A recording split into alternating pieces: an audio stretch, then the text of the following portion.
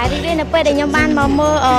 រឿងវិញ្ញាណបិសាចជក់ឈាមញាក់សាច់តែម្ដងបងមានភាពសប្បាយរីករាយដូចជាឈុតឆាកកំ ផ្លែងហើយនឹងមានភាពរន្ធត់ផងដែរមានអារម្មណ៍ថាប្លែកហើយនឹងសប្បាយដែលបានឃើញទេសភាពនៅទីក្រុងហុងកុងនិងទីក្រុងបាងកកមកដល់ហើយផលិតកម្ម Sunday យើងខ្ញុំបាននាំមកនៅរឿងដ៏ល្អពិសេសគឺរឿងវិញ្ញាណបិសាចជំជក់ឈាមមុននឹងចាក់ផ្សាយរឿងនឹងមានការច្រៀងផ្ទាល់ជូនពីលោកខេមរៈស្រីមុននិងតារាល្បីៗប្រចាំផលិតកម្ម Sunday ផងដែរ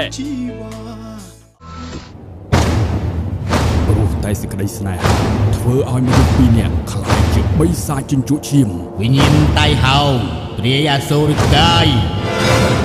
លឹងអនាថាទាំងអស់មកវាចូលក្នុងផ្ទះបារាណនោះហើយ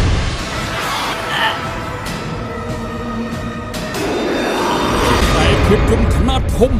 ដែលថត3ប្រទេសរួមគ្នា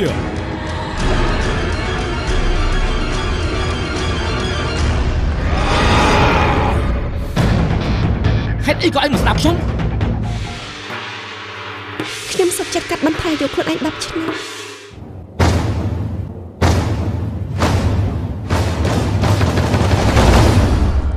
រឿងវិញ្ញាណបិសាចជំជក់ឈាមមានបញ្ចាំងជូនទស្សនាតែ3ថ្ងៃប៉ុណ្ណោះចាំពីថ្ងៃទី1ទី2ទី3ខែមេសាឆ្នាំ2013នេះនៅភោជនីយដ្ឋានសុខសម្បត្តិខេត្តស្ទឹងត្រែងចាំបញ្ចាំងពីម៉ោង7យប់តទៅ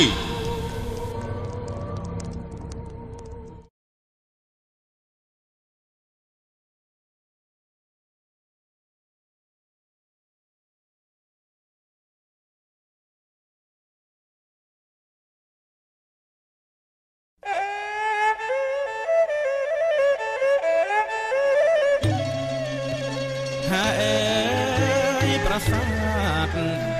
ស្អាតអរិចចិនណា